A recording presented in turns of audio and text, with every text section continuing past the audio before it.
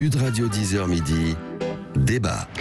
Avec vous sur Sud Radio pour les débats, avec aujourd'hui Sophie de Menton, chef d'entreprise, présidente du mouvement éthique. Sophie qui prépare activement la journée J'aime ma boîte qui se tiendra le jeudi 21 octobre.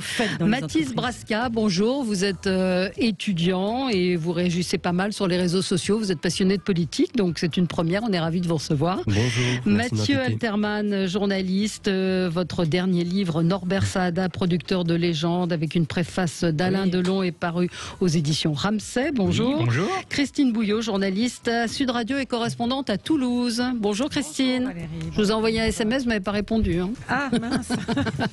on fait les choses en direct, c'est plus simple. Adieu la primaire, LR s'en remet aux militants pour désigner son candidat. Bonne idée, mauvaise idée. Éric Zemmour peut-il torpiller les LR? On va en parler ce matin. Il était invité de la matinale de Sud Radio. Les tests Covid qui seront déremboursés à partir du 15 octobre. Jean Castex l'a confirmé ce matin. Et puis ce matin, Éric Dupond-Moretti qui estime que les réductions de peine ne doivent plus être automatiques. Vous savez, quand il y a une condamnation à 15 ans, on dit que le détenu n'en fera que 7 par l'automaticité des remises de peine. Eh bien, il voudrait que ça corresponde à quelque chose de plus concret. Dites-nous ce que vous en pensez. Alors, passons à vos coups de cœur, vos coups de gueule. Sophie, un coup de gueule. On commence avec vous. Alors, je ne sais pas si c'est un coup de gueule ou un coup de cœur, en fait. Ah bon. C'est d'abord, c'est Luc Ferry qui m'a convaincu sur ce sujet. On regarde évidemment les élections en Allemagne, bien que ce soit pas au cœur du sujet pour nous. Mais c'est très intéressant de voir ce principe de consensus. Et on se demande si quand même on pourrait pas essayer de l'adopter en France. Parce que il va falloir qu'on se mette d'accord. On peut plus avoir des partis qui se tirent dans les pattes, des guérillas absurdes, y compris au sein du même parti. Et ce qui se passe en fait, c'est que du coup, le président de la République en France, c'est la rue qui gouverne, et donc il cède. Il cède parce que, par exemple, le gilet jaune, on cède. Quand la rue gouverne, on cède. Pourquoi est-ce que la rue gouverne? Parce qu'il n'y a pas de représentativité des partis. Donc il serait temps d'y penser sous une forme simple, et je pense que Luc Ferry a raison là-dessus. On dirait que... Alors, c'est un peu ce qu'avait essayé de faire Macron, parce que LR, il avait essayé de prendre droite-gauche, d'essayer de faire un melting pot. Ça n'a pas vraiment marché parce que, pour des tas de raisons.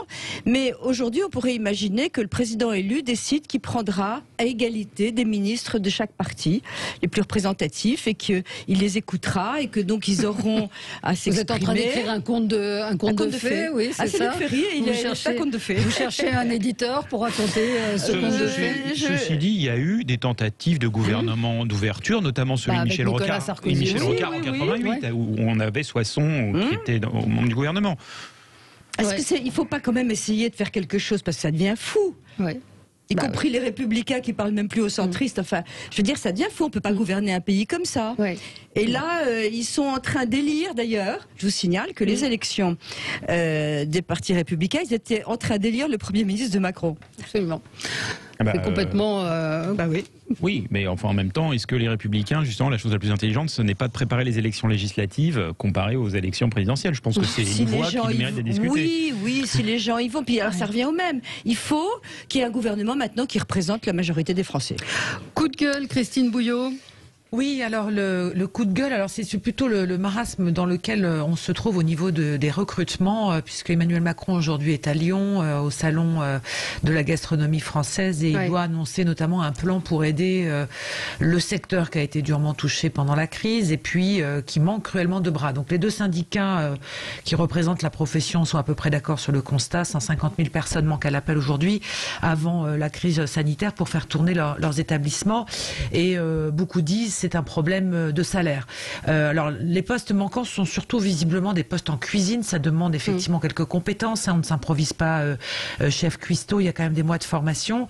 Et ce qui devait arriva évidemment, c'est que à force de pas avoir considéré véritablement ces filières du début jusqu'à la fin, parce que c'est pas à coup d'émissions télévision, Top Chef, le meilleur cuisinier du monde, que vous allez attirer les jeunes dans la restauration, que les choses vont avancer. C'est qu'enfin, ils ont décidé de se mettre autour de la table et de discuter de véritablement la filière. Parce que je voudrais quand même revenir sur la convention collective dans l'hôtellerie et la restauration, un truc très simple. Je crois que c'est la pire qui est aujourd'hui en termes d'avantages pour tous ces métiers-là, et que ce qui s'est passé avec la crise sanitaire, c'est que beaucoup de jeunes ou beaucoup de moins jeunes ont décidé de changer de vie, parce que quand vous êtes dans ces métiers-là, oui, ok, vous faites des sacrifices, mais parfois il faut aussi penser aux contreparties. Et puis aussi à la considération, la façon dont aussi ces établissements fonctionnent, c'est-à-dire que c'est l'époque du Moyen-Âge. Je vous dis ça parce que c'est des commentaires qui me reviennent aussi de personnes qui ont décidé de tenter leur chance aussi pendant cette crise, c'est-à-dire d'aller frapper à la porte. On peut plus parler aux gens comme on faisait avant dans tous ces métiers-là, et malheureusement vous en découragez beaucoup aussi de cette manière-là. Donc je pense qu'il y a un véritable défi à la fois dans la formation, dans l'attractivité, et aussi dans la considération que nous avons les uns et les autres vis-à-vis de tous ces métiers de l'hôtellerie et de la restauration, qui au-delà de notre plaisir personnel sont aussi des véritables outils de développement du territoire, ou de développement dans les campagnes également. Parce qu'un resto qui ne trouve pas de cuisinier à Paris, je dirais qu'on a une offre suffisante, mais il y a des secteurs entiers il y a des pans entiers de territoires qui ont besoin de ces petits métiers qui sont malheureusement pas assez valorisés. Oui, Christine, mais ils ont changé de vie, pourquoi pas, quand on est jeune, etc., aux frais de l'État. C'est nous qui payons les changements de vie. C'est vrai que la France est très généreuse. On peut s'en réjouir. On peut aussi, à certains moments, se dire que ça désincite au travail. Il y a des gens qui ont quitté l'hôtellerie-restauration et qui sont aujourd'hui chauffeurs-livreurs parce qu'ils ont des horaires un peu plus souples ou un peu plus adaptés à leur vraie vie. Oui, mais il y a un moment, quand vous entendez de l'autre côté des restaurateurs qui vous disent, moi j'ai des gens qui me disent, monsieur, je veux plus travailler le week-end et je veux plus travailler en coupure, il y a un moment, c'est le métier. C'est un peu comme si vous disiez... Oui, mais simplement, quelles sont les contreparties que l'on peut éventuellement envisager? Des salaires, moi je vais vous raconter un restaurateur à Paris qui me racontait qu'un serveur dans un beau quartier, dans une brasserie d'un beau quartier, se fait avec les pourboires jusqu'à 5 000 € par mois. Eh bien ces gens-là, aujourd'hui, démissionnent parce qu'ils n'ont pas envie de cette vie-là. Donc c'est même pas une question d'être maltraité ou quoi que ce soit. Et puis il y a la dureté du travail qui est, quand on travaille en cuisine, c'est dur. Valérie, je pense que je suis d'accord avec ce que dit Christine. Mathieu Alterman. Ça, c'est quand même des métiers où souvent vous démarrez en cuisine, vous avez quelqu'un qui vous parle comme un chien, c'est épouvantable, vous êtes mal payé, vous n'avez pas d'horaire, et puis vous avez une autre possibilité qu'on n'a pas évoquée, vous restez chez vous, vous faites de la cuisine, vous vous mettez comme auto-entrepreneur et vous faites dans la livraison. Aujourd'hui, c'est ce que font de plus en plus de jeunes, ils en ont marre, ils gagnent mieux leur vie, ils n'ont pas un patron... Parce qu'ils ne déclarent pas. Si, ils sont obligés, bon, désolé. Non, on ne peut pas gagner mieux sa vie en faisant de la cuisine chez soi en livrant. C'est pas vrai. Il y en a plein qui le font, ils ne sont pas masochistes. Il y a des très talentueux, il y a des exceptions, mais on ne peut pas dire que c'est facile. Qu'un jeune commis en cuisine, si, je maintiens que si, bien sûr. Vous pouvez monter très bien avec un monopole, bien sûr. Il y a peut-être des reconversions possibles. La livraison. Excusez-moi, Sophie, mais il y a peut-être des reconversions possibles aussi pour un pan entier des gens. C'est-à-dire, je prends l'exemple de l'école de Thierry Marx aujourd'hui. Thierry Marx, quand il prend ses écoliers, enfin, en tous les cas, ces personnes, parce que c'est pas que des jeunes, c'est simplement des gens qui sont éloignés de l'emploi, il les remet dans le circuit, et c'est des gens qui sont motivés, et ils sont capables de répondre. Donc je pense qu'il y a véritablement une mise à plat complète. Une mise à plat complète. On peut pas se revendiquer comme le pays de la gastronomie. Mais qui va mettre quoi à plat ? La profession. Peut-être qu'on peut, Mathis, vous qui êtes un jeune. Moi, en tant que jeune, je parle en tant que jeune, ce qui m'inspire en ce moment, c'est que j'ai l'impression que parmi, entre guillemets, les gens autour de moi qui font des études, il y a aussi une volonté aujourd'hui d'avoir un meilleur cadre de vie. Absolument. Et je pense que le Covid a beaucoup impacté là-dessus.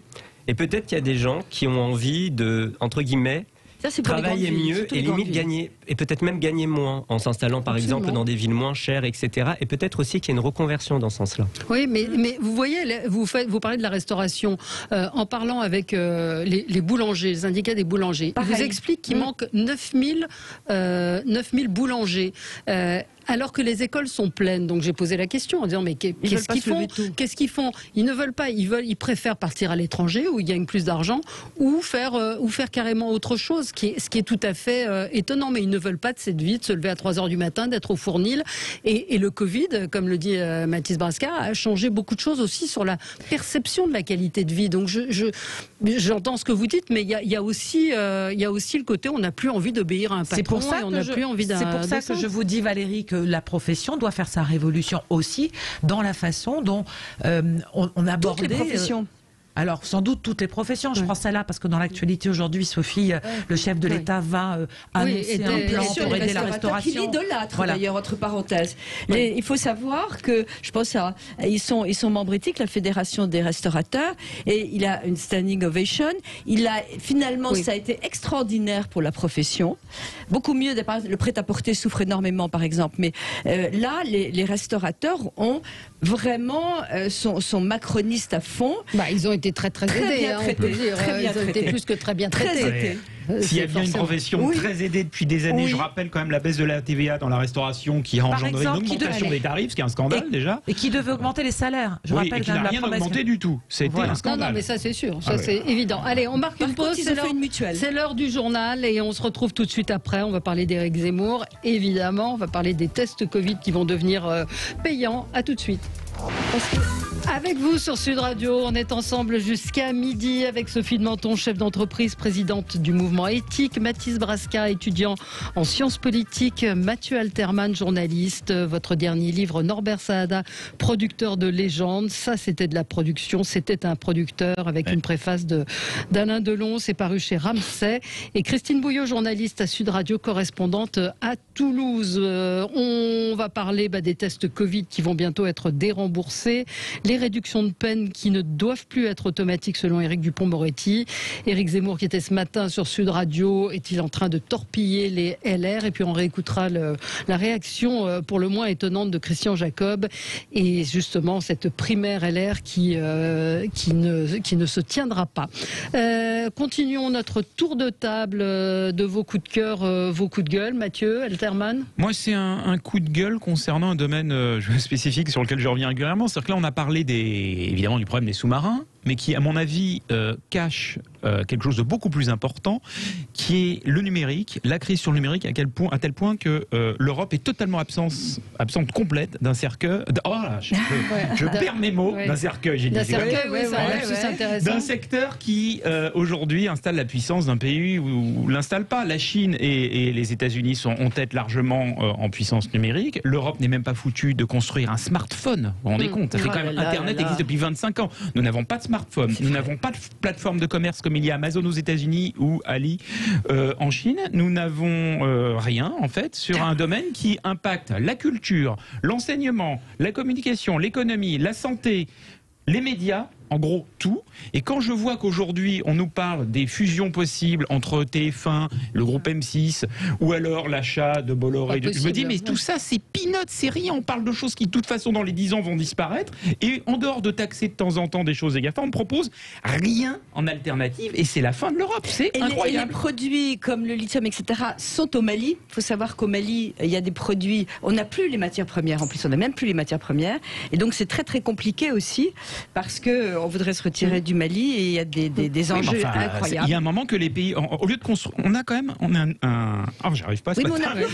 On est quand même un continent avec un record absolu de constructeurs de voitures, ce qui est hallucinant, un nombre de constructeurs de voitures européens délirant, et on n'a rien sur le numérique qui est le monde d'aujourd'hui, de demain, qui va tout diriger. Non, mais c'est vrai que pour rebondir, aujourd'hui l'Europe est devenue une colonisation numérique de la part des GAFAM et des GAFAM aussi chinois. Et ça pose aussi des questions d'un point de vue sécuritaire. Et se dire que la Commission européenne a tendance à venir taper sur des situations de monopole en France pour détruire finalement des industries nationales qui fonctionnent bien, qui permettent d'avoir une souveraineté sur des domaines précis, mais ne peut rien faire contre Google ou contre même l'arrivée de géants chinois. C'est inquiétant, c'est invraisemblable et ça pose une vraie question politique. Oui, mais c'est-à-dire que quand on voit que la seule décision prise, c'était de vérifier que quand, vous savez, les cookies, quand on va sur un site, de faire en sorte qu'on ne puisse pas avoir accès à tout. C'est bien si vous faites ça, mais si vous ne proposez pas un produit qui vient également d'Europe, on peut faire la même chose, ça ne sert à rien, vous n'êtes juste qu'un gendarme qui ne crée rien.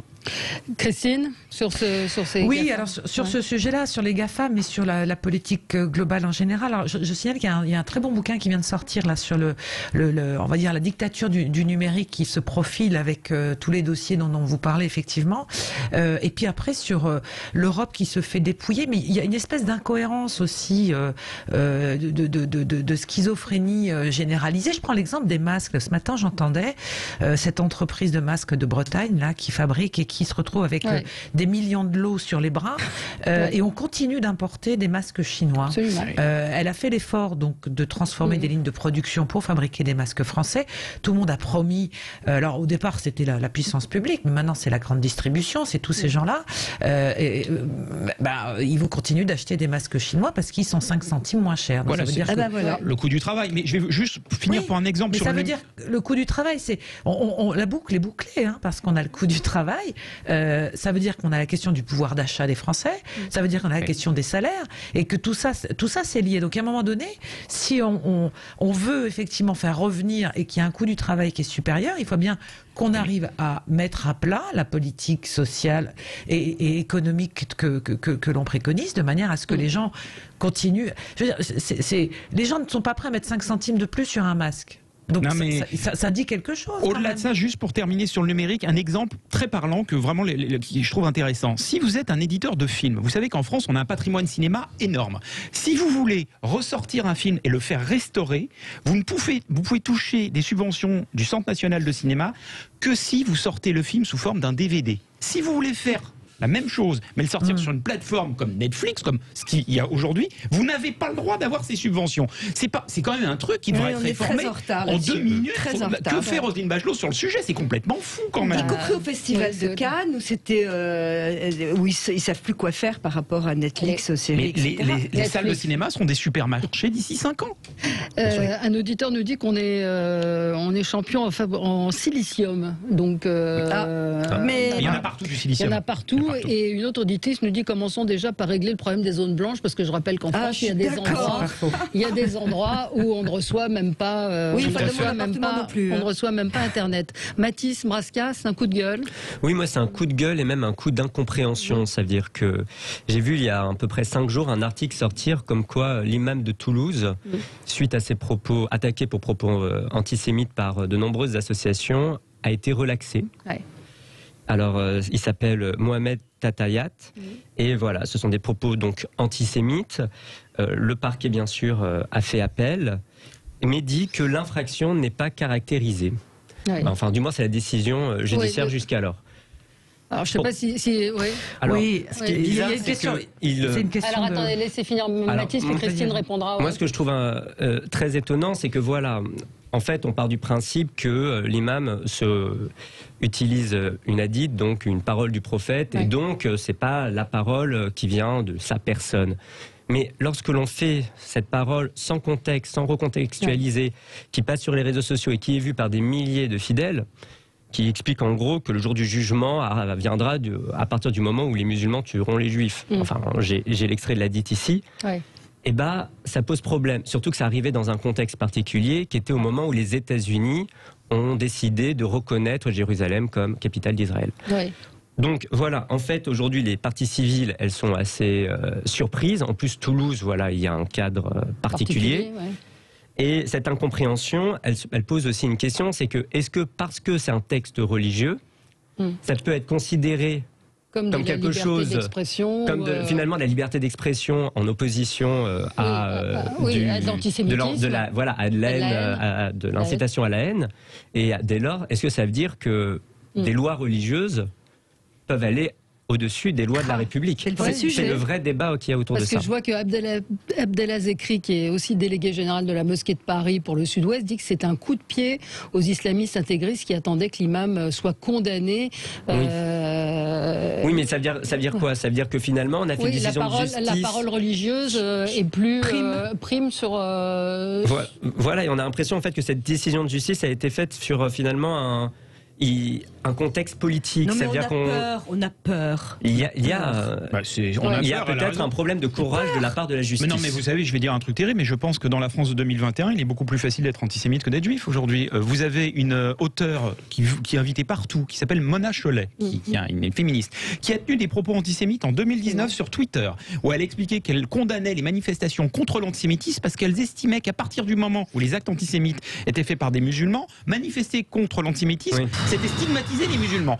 Et cette personne-là étant pour moi, elle était dans la grande librairie la semaine dernière, pas une question sur ses propos qu'elle a tenus en 2019. Donc l'histoire de cet imam, il y en a tous les jours. tous les jours. Moi, ça me rappelle Rokhaya Diallo qui avait dit que lorsqu'on devait dénoncer une violence sexuelle, si c'était commise par une personne de couleur, ça renforçait le racisme ambiant et du coup, il fallait peut-être pas le faire. Non, mais c'est la culture woke. C'est la culture woke. Et je vais vous dire un truc. Moi, j'ai échappé quand j'étais petit à l'attentat de la rue Copernic, qui est un attentat qui a été très célèbre, qui était dans ma rue. Il y a eu une manifestation énorme dans les jours qui ont suivi parce que les gens étaient convaincus que c'était un attentat fait par l'extrême droite. Or, on a su quelques années après que c'était un attentat perpétué par des Palestiniens. Si on avait su dès le départ que c'était un attentat perpétué par des Palestiniens, il n'y aurait eu aucune manifestation. Pas et c'est comme à ça. l'époque. Mais rien, ça fait 40 ans. On se souvient de Balladur qui a dit que c'était un attentat qui a atteint des gens normaux. Non, Barre. Non, il y avait des Français innocents qui passaient.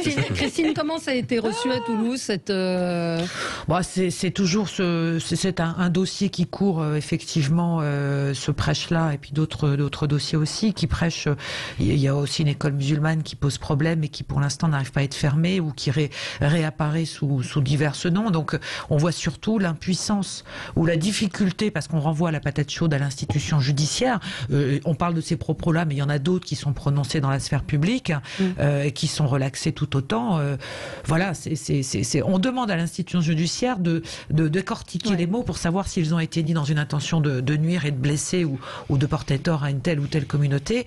Et alors que tout le monde se permet tout, je ne veux pas faire le film du week-end, mais c'était quand même un florilège.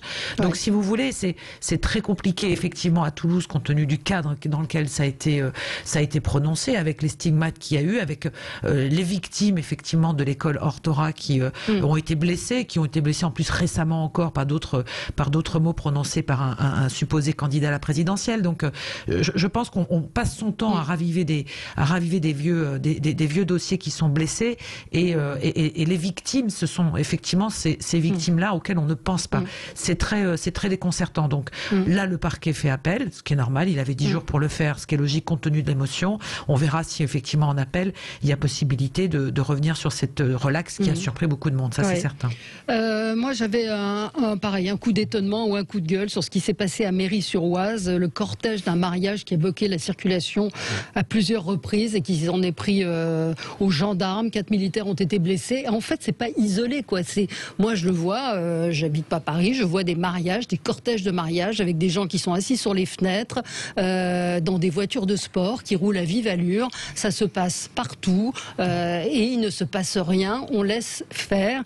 Et puis aussi ce qui s'est passé à Rieux-la-Pape, où il y a eu des émeutes ce week-end. Alors tout à fait autre chose, mais contre l'avenue d'un rappeur. Donc on se voit qu'aujourd'hui, il y a des espèces de zones, encore une fois, je vais dire de non-droit, parce que là on voit sur les images, en tout cas de Méry-sur-Oise, les gendarmes battent en retraite, ils s'en vont, ils se font tabasser, ils se font envoyer des projectiles sur eux. Et vous avez vu qu'il y a une manifestation des policiers, etc., qui n'en peuvent plus, parce que ça c'est un vrai sujet aussi.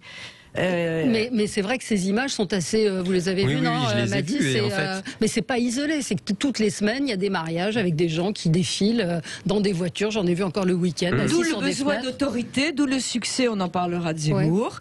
D'où ce besoin. Il arrivera plus que les autres. Non, mais il n'arrivera pas plus. Mais son discours est entendu. En fait, je pense que s'ils battent en retrait dans ce genre de cas, c'est pas forcément parce qu'ils ont vraiment peur des violences, c'est juste qu'à partir du moment où il y a beaucoup de monde... D'abord, ils ont un ordre pour pas de retraite, excusez-moi. Oui, il y a un ordre, mais parce qu'ils savent, à mon avis, que quand il y a beaucoup de monde, il y a le risque que beaucoup de personnes filment et que quelque chose, ou une bavure policière, comme on dit, quelque chose apparaisse. Absolument. Et ça crée une énorme polémique.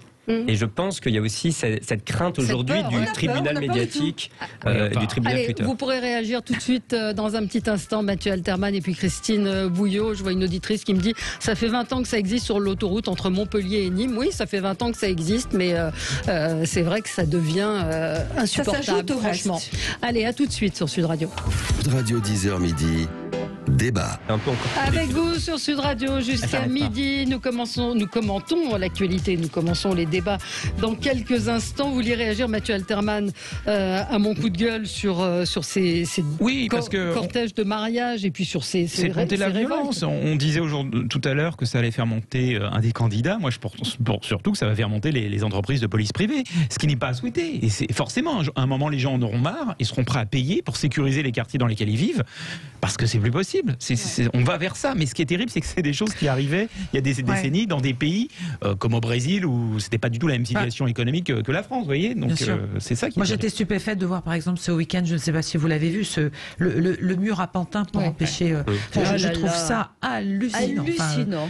C'est assez incroyable de voir comment on est arrivé à une forme d'impuissance pour les habitants. C'est dévastateur cette histoire-là, je trouve, pour tous les politiques, quels qu'ils soient, puisque Valérie Pécresse est allée à la rencontre des habitants qui les voient passer ou voient arriver cette situation. Les préfets demandent à murer un passage pour éviter que les toxicomanes passent. Je pense que c'est assez redoutable comme situation. Cela dit, personne n'a de solution à proposer. C'est ça qui est terrible. Il faut absolument les mettre. Rachida Dati avait proposé, je pense que c'est la seule chose à faire, de les hospitaliser. Ce sont des malades et il faut les hospitaliser de force. Là, vous parlez du crack. On est sur un autre.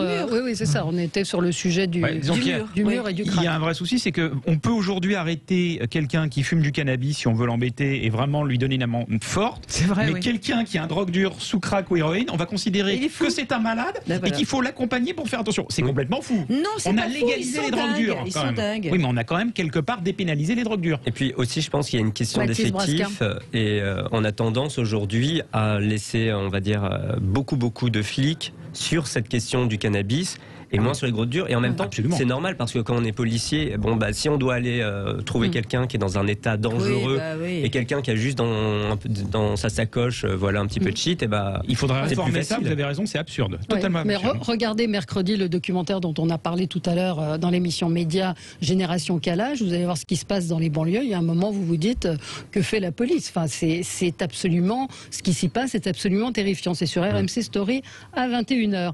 Éric Zemmour peut-il torpiller LR? Donc il continue d'entretenir le flou sur cette candidature. Et hier, il s'en est pris aux Républicains, un parti de notables centristes qu'il accuse d'avoir trahi la droite gaulliste dont il se réclame. Et écoutez ce que disait à son propos Christian Jacob, le patron quand même des LR. Est-ce qu'il est raciste, Éric Zemmour? Non. Écoutez, moi je connais Éric Zemmour, je ne partage pas la ligne, encore une fois, cette ligne décliniste où chaque jour, la guerre civile va arriver, un peu d'optimiste, etc. Non, il est Zemmour. Il est Zemmour. Voilà. Et Éric Zemmour, je vous propose d'écouter. Donc c'est pas très agressif. Et puis ce que disait Éric Zemmour ce matin sur Sud Radio. Écoutez, c'était dans le Grand Matin. Moi, je vous ai dit, ma famille politique de toujours, c'est le RPR. Maintenant, le LR n'est plus le RPR. Le LR, c'est ce que je leur ai dit hier devant les conservateurs de Madame Trochu qui ont eu la gentillesse de m'inviter. LR a trahi le RPR. Les chefs de LR sont pour la plupart, il y a des exceptions, sont pour la plupart des notables centristes. Le centrisme a tué le gaullisme. Le centrisme a tué la droite. Il faut bien comprendre ce qui s'est passé en politique française depuis 30 ans. Et donc, si vous voulez, ils me disent eux-mêmes, je n'ai pas les mêmes valeurs qu'eux. Oui, il y a une clause anti-Zemmour d'ailleurs. Oui, il paraît. Oui. Ils ont vraiment, vous voyez comme quoi, vraiment je les inquiète, tous ces braves gens. Pourquoi je les inquiète? Je vais vous dire pourquoi. Parce qu'ils savent que leur base pense comme moi. Voilà, c'est parfaitement exact. Oui, enfin, il y a quand même il y a un petit bémol quand même. Je suis très étonné quand il parle de la trahison de LR. Non, parce que la base pas comme oui, mais enfin, il faudrait quand même lui rappeler que le RPR, à chaque fois qu'il a pris le pouvoir, c'était quand même en s'associant à l'UDF. Donc le centre, c'était le centre depuis 86 en gros. Donc ce qu'il dit est même pas réel historiquement au niveau politique. C'est bon. Oui, en fait, il déteste le centre. Il pense ce qu'il veut. Mais en attendant, le RPR, à chaque fois qu'il a pris le pouvoir, c'est en s'associant au centre. C'est jamais arrivé sans. Le centre a disparu. Alors il faut voir aussi une chose, c'est que c'est bien joli de parler de tout ça. La société a énormément évolué et changé. Elle est beaucoup plus à gauche d'ailleurs, beaucoup plus finalement centriste sans l'être. On est une société centriste qui veut surtout pas voter pour le centre. Et le centre a disparu. Enfin, Bayrou est aux abonnés absents quand même. Donc, ce que je veux dire, c'est que là où Zemmour a raison, c'est que il dit, d'ailleurs avec une culture qui moi m'impressionne et avec une vraie intelligence, des choses que nous ressentons et que les gens pensent. Et je pense que l'aberration totale, c'est de l'ostraciser comme ça. Enfin, qu'est-ce que ça veut dire? Il n'est pas très ostracisé aujourd'hui. Il est partout, sur toutes les chaînes. Oui, mais pour le critiquer. Non, il est invité. On surfe quand même. On reprend Sophie, ses vous dites on le propositions. critique. Il rentre dans l'arène politique. Oui. Bien sûr. Que je sache, les politiques, on va vouloir savoir ce qu'ils veulent faire. C'est un peu le boulot des médias. Alors, il n'a pas encore dit qu'il y allait. Il n'est pas candidat. Il n'est pas candidat. Oui, enfin, il n'est pas candidat, mais mais le coup de pied dans la fourmilière, c'est vrai. Il met un coup de pied dans la fourmilière ou pas. Hein. Il dit ce qu'il dit depuis des années, puisqu'il lui-même se réfère à son livre du suicide français. Donc, il dit tout ça. Je l'ai déjà dit en amont. Donc, on va dire, c'est un continuum pour lui en termes de constat sur la situation qu'il juge déclinante de la France. Mais ce que je veux dire, on peut pas ne pas. C'est pas qu'il est critiqué, il est questionné, Éric Zemmour. Oui, mais pourquoi ce succès ? Oui, mais vous parliez d'ostraciser. Alors Mathis Brasquet, il n'est pas ostracisé. Non, mais par exemple, on l'interdit, d'émission, on l'interdit. Qui l'interdit d'émission Non, mais là, par exemple, récemment. Non, il a été, on l'a rejeté d'un salon littéraire. Oui, c'est ça, voilà, rejeté d'un salon. Mais ça, c'est mais ça, c'est pas dans les médias. C'est pas les médias. Il est invité partout. Ça fait de lui un grand résistant. Il a fait au moins trois télés ce week-end, Mathis. C'est vrai. Moi, je ne partage pas vraiment ce constat qui dirait qu'aujourd'hui, une grande partie de la droite pense au fond ce que dit Éric Zemmour. Finalement, quand déjà on regardait les sondages, il y avait un peu moins d'une personne sur droite, sur deux, qui était pour une alliance des droites avec l'extrême droite, etc. Et Éric Zemmour, je pense qu'il parle à une certaine droite, qui est la droite filloniste, peut-être, qui est une droite qui est plutôt libérale, économique. Non. Il n'est pas libéral du tout. Il n'est pas du tout libéral. À partir du moment où Éric Zemmour ne veut pas vraiment s'exprimer sur des sujets d'économie, pour moi, c'est qu'il ne veut pas prendre de risques. Alors ça, c'est très curieux. Mais alors, il est invité au mouvement éthique que je préside et il sera interrogé que là-dessus. Arrêtez d'interrompre, Sophie. Pardon. Et ce que je me dis, c'est que moi, je pense qu'il est libéral économiquement, mais qu'il n'a pas encore fait.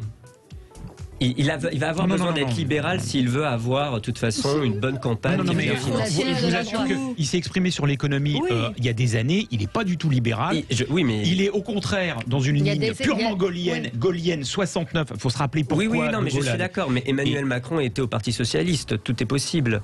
Ce que je veux dire par là, c'est que le socialisme européen est libéral. Tony Blair était libéral. Non, je t'assure. Je pense qu'il y a vraiment le problème de la droite, c'est qu'il y a une scission justement avec une droite libérale qui reproche à Zemmour de ne pas. Moi, je pense que quand il dit que l'État social en France est obèse, pour moi, c'est qu'il a envie de réduire certaines dépenses publiques. Oui, ça, c'est pas libéral, ça, c'est la Cour des comptes qui le dit. C'est la Cour des comptes qui le dit. C'est quand même un on marque une pause et on se retrouve dans un instant avec vous sur Sud Radio. À tout de suite. Sud Radio 10h midi, débat. Avec vous sur Sud Radio jusqu'à midi. Éric Zemmour ce matin était l'invité du Grand Matin Sud Radio. Donc il ne mâche pas ses mots. Il veut récupérer les orphelins du RPR. LR est devenu un parti de notables centristes. Peut-il avancer, récupérer des gens chez LR? Et on a entendu tout à l'heure Christian Jacob qui était pas très méchant à son encontre. Mais il n'y a pas de quoi être très méchant. Je veux dire, ils sont très embêtés. Il a renvoyé Marine Le Pen aux oubliettes. Ouais. Il a quand même Zemmour a un discours qui est cultivé et intelligent. C'est assez imparable. Alors, oublions les excès qu'il peut avoir, mais au-delà de ça, c'est un discours très intelligent et imparable. Donc, ils sont embêtés. Et puis, son succès montant, donc un LR rétréci, ils sont pas très à l'aise par rapport à Zemmour. Christine Bouillot. Moi, je n'oublierai pas les excès, puisque c'est grâce à ça qu'il occupe l'espace. Hein. C'est très calculé et parfaitement bien maîtrisé. Hein. Il connaît parfaitement les arcanes médiatiques, il sait comment ça marche, il sait comment ça fonctionne, donc il n'y a aucun souci. D'ailleurs, il le disait ce matin sur Sud Radio, il disait qu'il n'avait aucun problème avec ça, et il savait que de toute façon, s'il ne faisait pas de politique, il rebondirait et il n'aurait aucun souci par derrière. Mais ce que je veux dire pour les LR, est-ce qu'on parle des LR parce qu'ils sont en plus dans une situation où ils finissent par trouver un mode de désignation de leur candidat avec ou sans Xavier Bertrand, parce que ça peut changer aussi un peu la donne de ce côté-là, en termes de déclaration de ligne politique, je pense. Je crois qu'il est acquis que Xavier Bertrand y va. Hein. C'est acquis. Enfin, moi, il y a quand même, j'ai un sentiment que le fait j'ai pas entendu, c'est pour ça. Le fait qu'il parle du RPR de cette manière, on a l'impression qu'il prend plus du plaisir à analyser l'histoire politique qu'à en être véritablement acteur. Je suis d'accord. Parce que rappelons-nous quand même, le RPR arrive à la première porte du pouvoir en 1995, après avoir complètement adouci son discours, en faisant un truc justement un peu centriste. Rappelez-vous la fracture sociale, écrit par Séguin pour Jacques Chirac. Ça n'a rien à voir avec le RPR qui semble idolâtré, qui était le RPR dur d'avant, qui finalement n'avait pas eu le pouvoir. Donc est-ce que ça ne le trahit pas un petit peu, cette nostalgie pour quelque chose finalement qui n'a jamais vraiment fonctionné pour obtenir le pouvoir? Mathis, Oscar. Moi j'ai juste l'impression que Éric Zemmour aujourd'hui aura énormément du mal à s'adresser à la droite sociale. Et la droite sociale, elle peut être incarnée, entre guillemets, effectivement, par des gens comme Valérie peut-être Pécresse, Xavier Bertrand, mais ce sont des gens qui ont très peu d'espace politique parce qu'il y a déjà Emmanuel Macron qui arrive de temps en temps, en fonction des annonces, à venir grignoter un peu à droite, puis à gauche, etc. Et du coup, leur espace... C'est pour ça qu'il faut faire une politique consensuelle, parce qu'on s'en sort pas, là. À l'allemande. Ouais. Christine Bouillot. Oui, enfin, on s'en sort pas. C'est surtout que là, aujourd'hui, on attend de voir ce qui est assez surprenant, pardonnez-moi, mais demain à 17h, on connaîtra, je fais un parallèle, j'avance un peu dans l'actu, mais le nom du candidat d'Europe Écologie Les Verts, et je ne serais pas surprise que Sandrine Rousseau, qui est aussi très clivante, aussi très marquée par des prises de position et qui connaît aussi cette machine médiatique, fasse des propositions, crée la surprise. Je serais pas étonnée en tous les cas. Mais ce que je veux dire, c'est que le pire est toujours possible. Je ne sais pas si c'est pire ou moins bien, c'est pas à moi de juger, Sophie, mais ce que je veux dire, c'est que, et chacun ses opinions surtout, mais ce que je veux dire, c'est qu'aujourd'hui, on est dans un temps médiatique qui ne correspond pas peut-être non plus à ce que sera dans 6 mois, attention, l'élection présidentielle. Non, mais tout à fait. Je pense qu'on est effectivement dans une forme de surmédiatisation parce que c'est nouveau, il se passe quelque chose, c'est indéniable, mais c'est une occupation de l'espace aussi parce que il y a encore des pans entiers. Mais attendons de voir.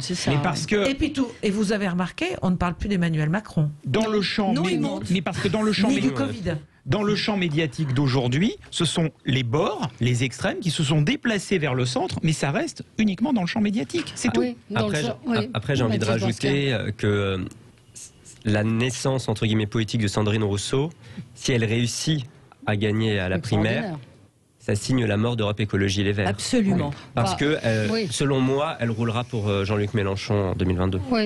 Oui, non, mais on verra. Donc, on aura les résultats. Un mot sur les LR, donc qui s'en remettent aux militants pour désigner leurs candidats. Donc, pas de primaire. Est-ce que c'est un congrès sur mesure pour Xavier Bertrand? C'est ce qui semble en tout cas. Non, c'était la seule solution. Moi, je le dis depuis toujours, d'ailleurs. Il y avait la courte paille. Oui, il y avait la courte paille. Exactement, c'était ça ou la courte paille. Il n'y a pas de solution. S'il n'en reste qu'un, ils seront 2. S'il y avait des élections. Donc, c'est intelligent. Ils ont essayé de s'en sortir, c'est-à-dire qu'ils veulent faire rentrer Xavier Bertrand, qui a quand même, on peut dire que c'est une grande réussite pour lui, parce que il a quelque part gagné.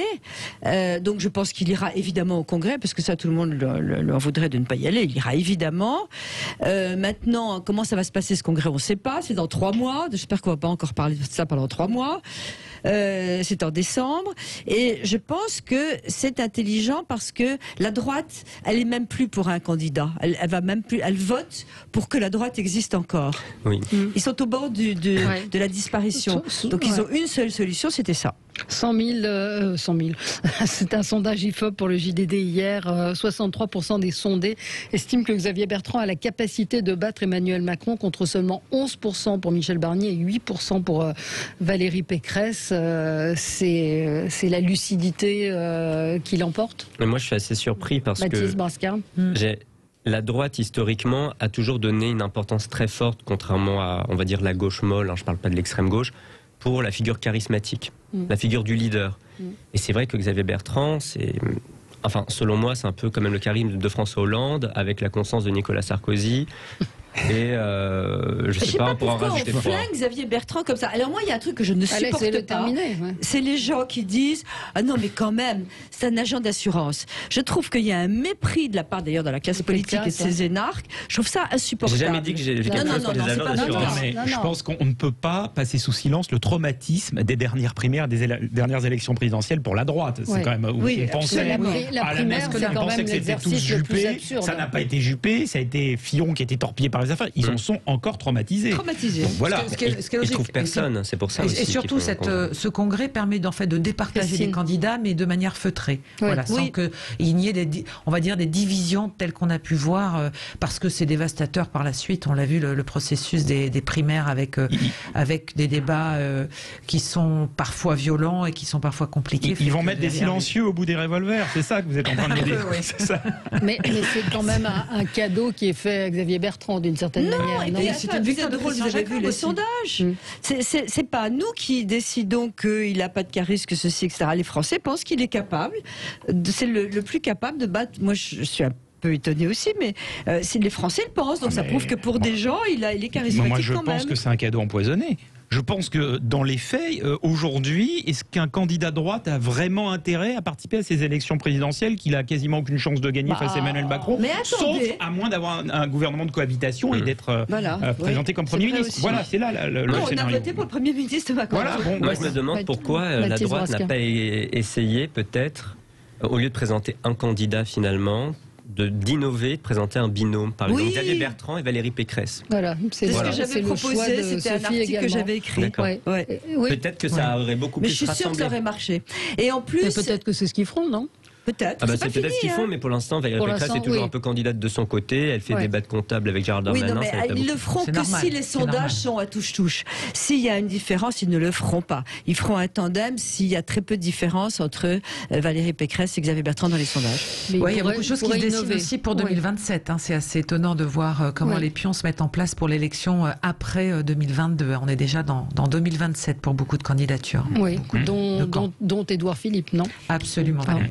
Je voulais qu'on parle des tests Covid qui vont être déremboursés. On peut peut-être faire une pause, comme ça nous permet de faire une petite transition. Restez avec nous sur Sud Radio. Donc, Jean Castex qui a confirmé hier la fin de la gratuité des tests dits de confort de dépistage du Covid-19 à partir du 15 octobre. À tout de suite.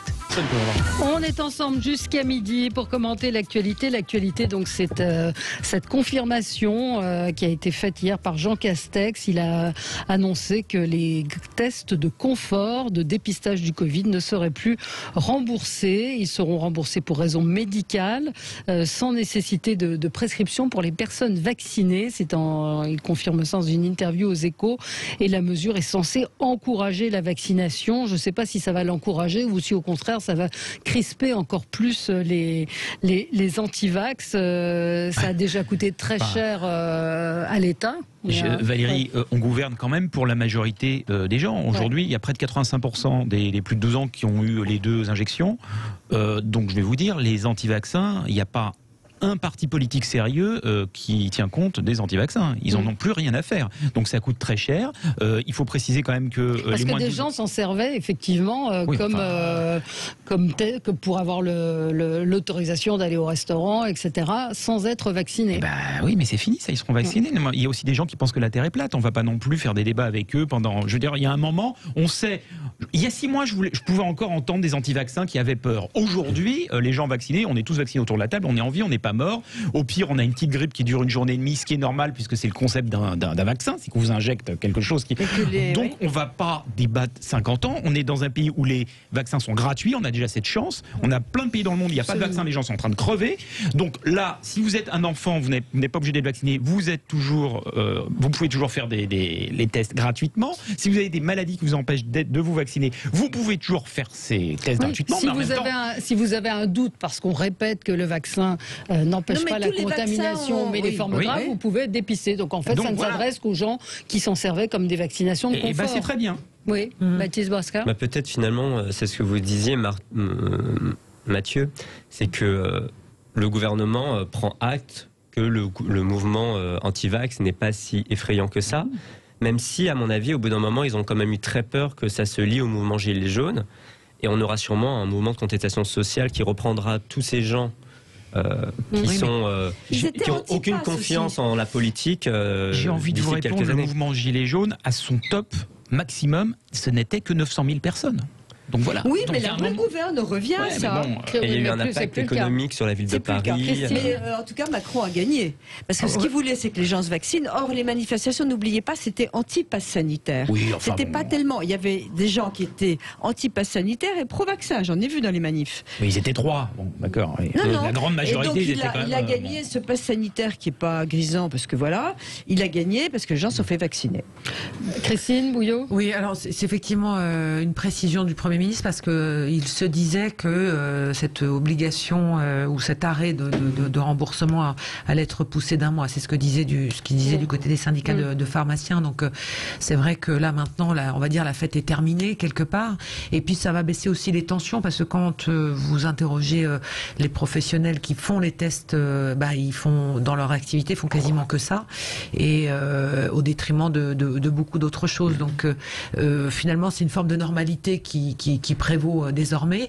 Moi, je pense que aujourd'hui, ces tests de confort, c'était un luxe qu'on a eu, tant mieux. Peut-être qu'on a été très généreux, mais encore faut-il que les choses que les gens soient raisonnables aussi, ce qui n'a pas forcément toujours été le cas.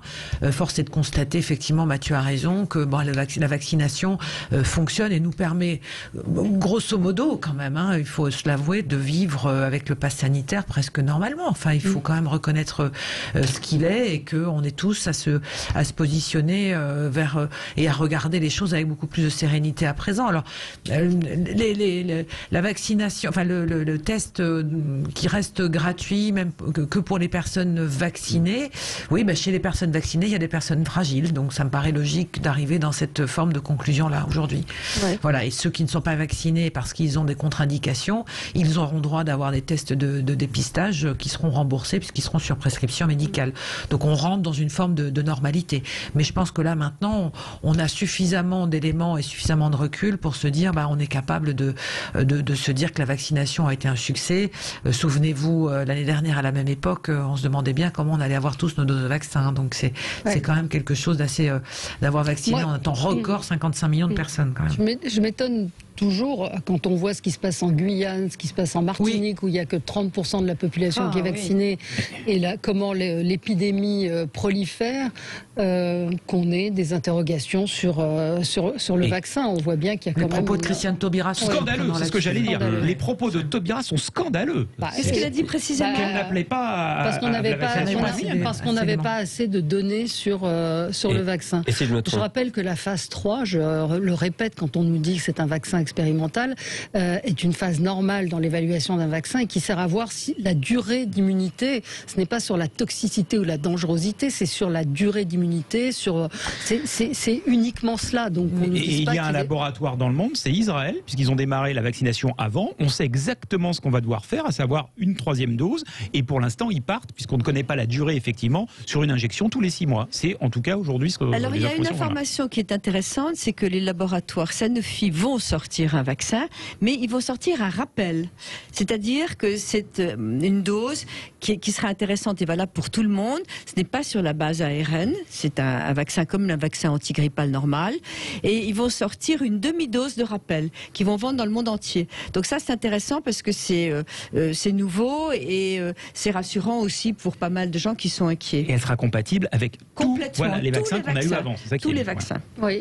Mais juste en phase 3. Juste pour rebondir rapidement sur la défiance qu'il y a dans les territoires ultramarins, il y a aussi un responsable politique dont j'ai oublié le nom qui a dit que son rôle n'était pas de rappeler aux Guyanais de se vacciner.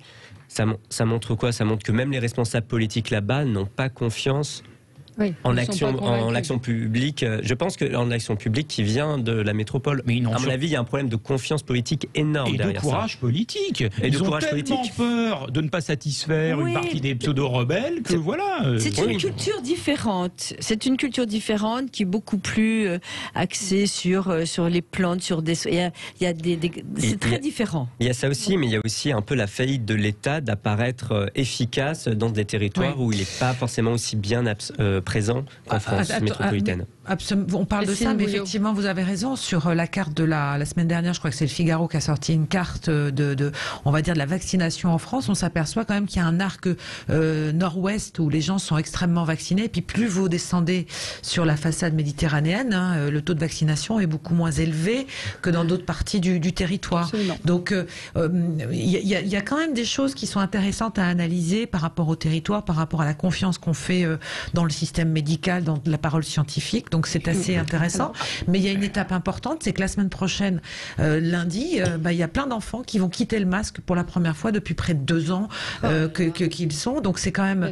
Voilà, on en est là aujourd'hui. Donc je trouve quand même que si on pose les choses calmement et sereinement, c'est plutôt intéressant. Enfin, dernière petite chose, je précise aussi, on n'entend plus trop les anti-vax, on entend surtout les anti-pass. C'est-à-dire qu'on a glissé vers une forme de discours autour de l'utilité, enfin pas d'utilité, mais en tous les cas de cohérence dans l'utilisation du pass sanitaire dans certains endroits par rapport à d'autres. Alors on a une auditrice, Catherine, qui nous appelle d'Angoulême. Bonjour Catherine. Bonjour. Bonjour. Qu'est-ce que vous voulez nous dire? Alors je voulais vous dire que ce serait assez sympa de ne pas mettre tout le monde dans le même sac. À savoir que j'entendais, je sais plus, un coup le monsieur, un coup la dame là, qui disait que il y a des personnes qui sont encore non vaccinées, mais il y en a certains qui peuvent avoir des contre-indications. Oui. Sachez que c'est faux. On ne peut pas avoir de contre-indications pour ce vaccin. Moi, ma fille a fait un AVC, il n'est pas question qu'elle fasse ce vaccin. Elle a, je pense, des prédispositions peut-être pour en faire, donc c'est non. Quant à mon fils, il est ultra allergique, il a fait une allergie protégée. Donc, il n'est pas question non plus qu'il fasse ce vaccin. Ouais, voilà. Alors donc, c'était de mettre les gens tous dans le même sac.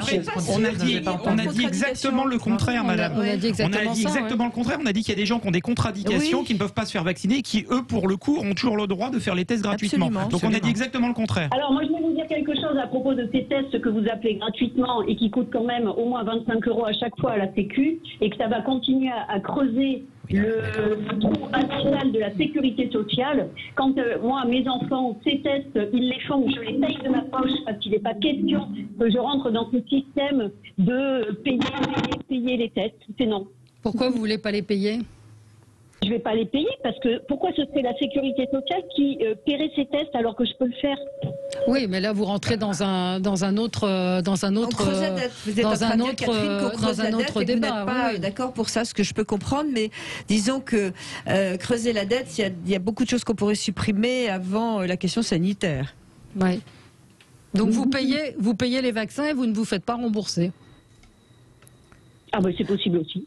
Non, mais c'est ce que vous faites. Non, mais c'est tout à votre honneur, moi, je trouve. Hein. Moi, madame, je veux dire, les choses qui me paraissent normales dans la prise en charge de la sécurité sociale, je les paye. Je laisse la sécurité sociale me rembourser. Pour les autres choses, je les paye. Je connais des gens qui prennent rendez-vous chez le médecin pour acheter une boîte de Doliprane. Vous voyez le prix de la boîte de Doliprane, bien sûr, quand même. Oui. Non, mais ça, c'est tout à fait, c'est tout à fait autre chose. Et puis il y a les médecins qui disent c'est ce que je vous mets. On a l'impression d'être au supermarché ou à l'épicerie.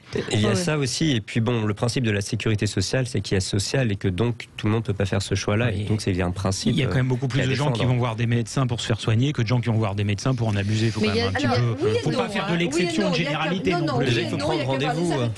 Oui, d'accord, mais c'est autre chose. Non, je suis pas d'accord. On a quand même une consommation en France de la médecine, du rendez-vous chez le médecin, de la pharmacie, etc., qui est une consommation qu'il faudrait revoir. Moi, j'admire des gens comme Catherine qui disent bah non, je ne veux pas me faire rembourser de ça.